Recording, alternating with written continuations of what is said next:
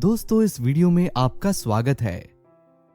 अब तक हमने सीखा कि परिमेय संख्याएं योग के अंतर्गत समृद्ध हैं। क्या ऐसा व्यवकलन और गुणन में भी होता है? आइए देखते हैं। बच्चों, योग के लिए हम समृद्ध गुणधर्म की चर्चा कर चुके हैं। अब व्यवकलन पर चर्चा करते हैं। बच्चों, 3 से 8 का व्यवकलन करो। सर, इसका उत्तर है -5। शाबाश राहुल।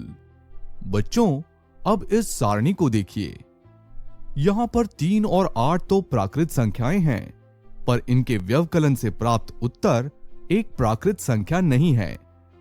बच्चों, आप इस सारणी को देखकर कह सकते हैं कि 2 प्राकृत संख्याओं को घटाने पर जरूरी नहीं कि एक प्राकृत संख्या मिले। सर, इसका मतलब कि प्राकृत संख्याएं व्यवकलन के अंतर्गत समृद्ध नहीं हैं। हाँ मोहन, क्या तुम इसी तरह पूर्ण संख्याएं और पूर्णांक के बारे में बता सकते हो? हाँ सर, पूर्ण संख्याएं भी व्यवकलन के अंतर्गत समृद्ध नहीं हैं। शाबाश मोहन, तुमने सही जवाब दिया।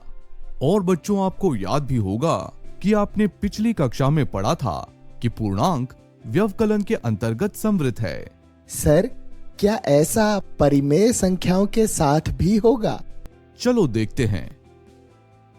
चलो अब कोई 2 परिमेय संख्याएं लेते हैं, जैसे कि 5/2 और 2/5। इनका व्यवकलन करके उत्तर बताओ। सर, इसका उत्तर है 21/10 और ये भी एक परिमेय संख्या ही है। बच्चों, एक और उदाहरण लेते हैं। अब 4 और 2/3 को घटा कर देखते हैं। आप भी इस सवाल को हल करिए।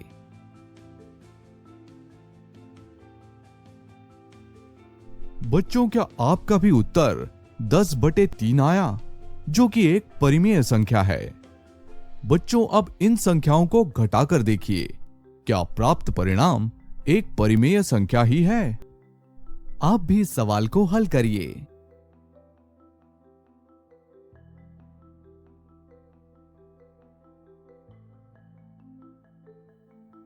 बच्चों, इन संख्याओं के व्यवकलन से आपको एक परिमेय संख्या ही प्राप्त हुई होगी, क्योंकि परिमेय संख्याएं व्यवकलन के अंतर्गत समृद्ध है। आप ऐसा अन्य परिमेय संख्याओं के लिए भी करके देख सकते हैं। बच्चों, अब गुणन के लिए हम समृद्ध गुणधर्म की चर्चा करते हैं। अब हम 2 परिमेय संख्याएं लेते हैं। 2/7 और 3/5 का गुणन करने पर क्या प्राप्त होगा? सर, हमें 6/35 प्राप्त होगा और यह भी एक परिमेय संख्या है। बच्चों, क्या ऋण 1/3 और 2/5 का गुणन करने पर भी परिमेय संख्या ही प्राप्त होगी? हाँ सर, इस बार भी हमें एक परिमेय संख्या ही प्राप्त हुई। बच्चों, इन संख्याओं का गुणन करके देखिए। आप भी इस सवाल को हल करिए।